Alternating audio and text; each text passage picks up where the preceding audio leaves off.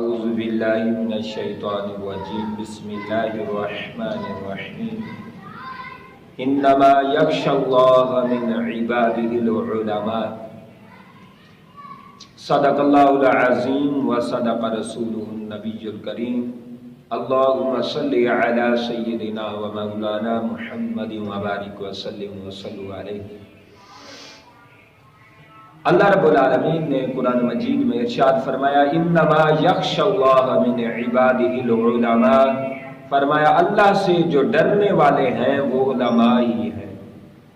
یعنی اللہ سے ہر کوئی ڈرتا ہے، اللہ سے ڈرنا بھی چاہیے، لیکن جیسے اللہ سے ڈرنے کا حق ہوتا ہے اس طرح وہ ڈر سکتا ہے جو اللہ کی پہچان اور علم الہیات کو جانتا ہے، اللہ کی ذات و صفات کو جانتا ہے۔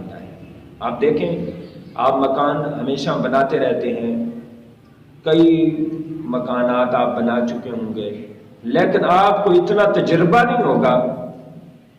جب بھی آپ مکان بنوائیں گے تو آپ نقشہ نگار سے جا کے پہلے نقشہ بنوائیں گے، آپ کو جگہ بتانی پڑے گی، پھر وہ نقشہ سیٹ اپ ہوگا۔ تو اس کا مطلب یہ ہے وہ نقشے والا ایکسپرٹ ہوتا ہے۔ اسی طرح اللہ کی جو پہچان ہے، اللہ کی ذات کی پہچان کے لیے ضروری ہوتا ہے کہ اللہ کی شناخت ہو، اللہ کی پہچان ہوگی تو پھر اللہ کا خوف ہوگا۔ پتہ چلتا ہے انما یخشی اللہ من عبادہ العلماء، جو اللہ سے ڈرتے ہیں علماء ہی اصل میں ڈرتے ہیں، کیونکہ بے علم نہ تواں خدا را شناخت۔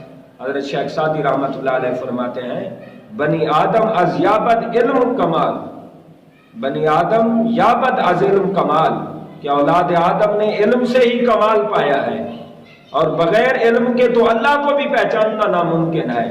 چون شمع از علم پہ باید گداخت، آپ فرماتے ہیں علم کے لیے شمع کی طرح پگھلتے جاؤ، علم پر سارا زور لگاؤ، ساری محنتیں کرو، مشقتیں کرو، ہر قلت علت ذلت کا سب کا سامنا کرو، لیکن علم کی راہ میں جو بھی دشواریاں ہیں، جو بھی کٹھن راستے مشکلات آئیں، ان کو فیس کرو اور علم حاصل کرو۔ اور علم حاصل کرنے میں یہ ضروری ہوتا ہے کہ علماء کی قدر کی جائے۔ حضرت خلیفہ ہارون رشید کے دو بیٹے تھے، امین اور مامون۔ خلیفہ ہارون رشید نے چاہا، آپ کے علاقے میں بیٹھے ہوئے تھے امام قصائی رحمت اللہ تعالی علیہ، بہت بڑے اللہ کے ولی، عالم دین، اور سبا جو تجوید میں سبا قرآن ہیں ان میں بھی ان کا نام ہے۔ تو آپ پڑھا رہے تھے، خلیفہ ہارون رشید نے جا کے اپنے دو بیٹے امین اور مامون کو جا کے وہاں چھوڑا اور عرض کرنے لگے استاد جی ہمارے بیٹوں کی تعلیم و تربیت کریں، ان کی روحانی اصلاحات کریں، ان کو ہدایات دیں، آقا علیہ الصلوۃ والسلام کی تعلیمات سے انہیں بہرہور کریں، ان کی تربیت کریں۔ تو امام قصائی رحمۃ اللہ علیہ ان کو پڑھایا۔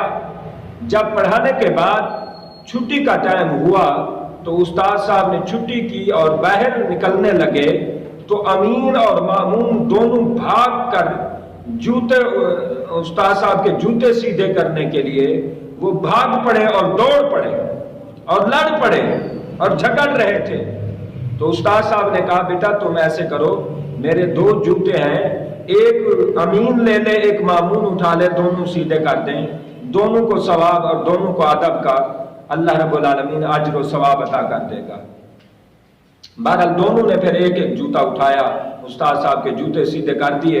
استاد صاحب جب باہر نکلے، خلیفہ ہارون رشید کو پتہ چلا۔ خلیفہ ہارون رشید نے امام قصائی رحمت اللہ علیہ کو بلایا اور بلا کر پوچھا کہ جناب میں آپ سے ایک سوال کرنا چاہتا ہوں۔ حضرت امام قصائی رحمت اللہ علیہ نے فرمایا جی سوال کریں۔ تو اس نے سوال کیا کہ یہ بتائیں ساری کائنات میں زیادہ فضیلت والے کون ہیں؟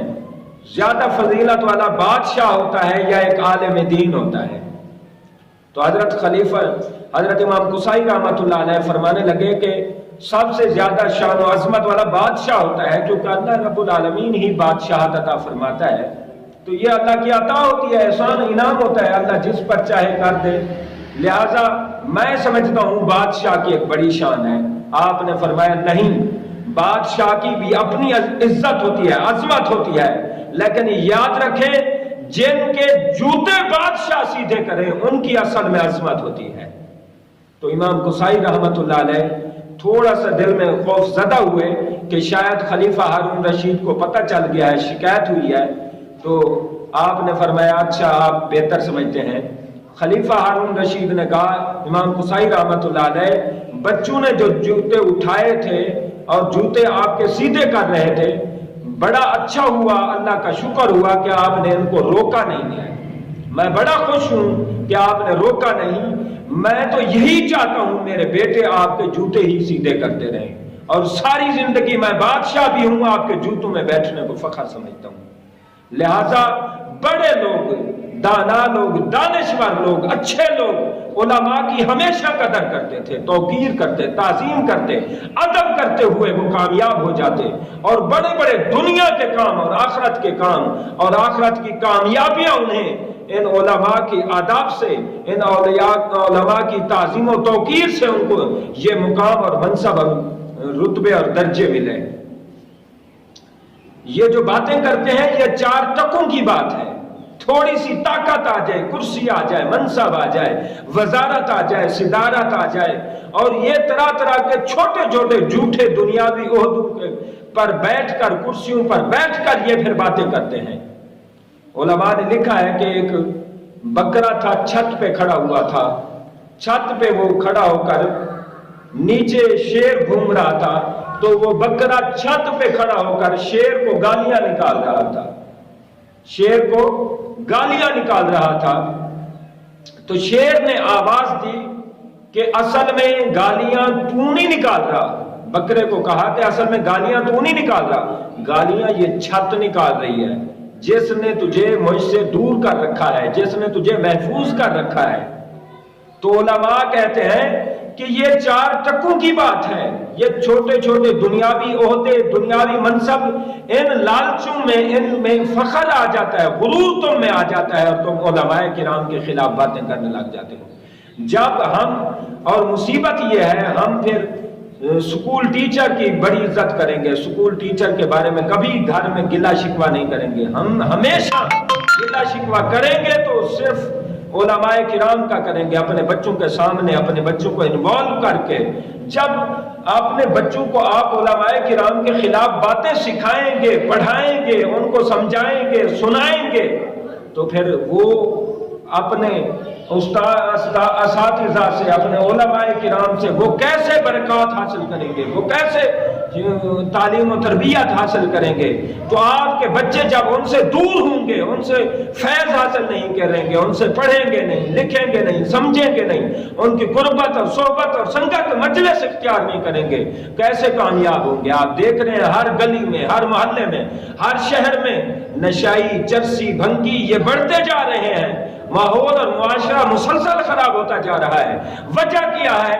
وجہ یہ ہے علماء کرام کی مجلس نہ نصیب ہوتی، وہ علماء کرام کی سنگت نہیں نصیب ہوتی۔ بڑے لوگ علماء کے خلاف باتیں کرتے ہیں، جب علماء کے خلاف باتیں کرتے ہیں تو ان کی اولاد صحیح معنوں میں علماء کے ساتھ بیٹھ نہیں سکتی، علماء کی مجلس اختیار نہیں کر سکتی۔ تو جب مجلس سے دوری ہوگی پھر یہ معاشرہ اور ماحول اسی طرح بگڑتا جائے گا۔ پھر ہمارے والدین بڑے افسردہ ہوتے ہیں، پریشان ہوتے ہیں، غمگین ہوتے ہیں، اور طرح طرح کے سوالات لے کر آ جاتے ہیں، جی ہمارے بچے نافرمان ہیں، تابعدار نہیں، فرما بردار نہیں، مطیع نہیں ہے، متبع نہیں ہے۔ تو متبع وہ کیسے ہوں جب تم نے علماء کرام کے خلاف ہمیشہ کر رکھا ہے۔ ہم سکول میں تو طرح طرح کے اچھے لباس، اچھے پیسے دے کر، فیسیں ادا کر کے ہم ان کو تو ان سکولز میں بھیجتے ہیں، کالجز میں، یونیورسٹیز میں، لیکن ہم نہیں بھیجتے تو مسجد و مدرسے میں نہیں بھیجتے۔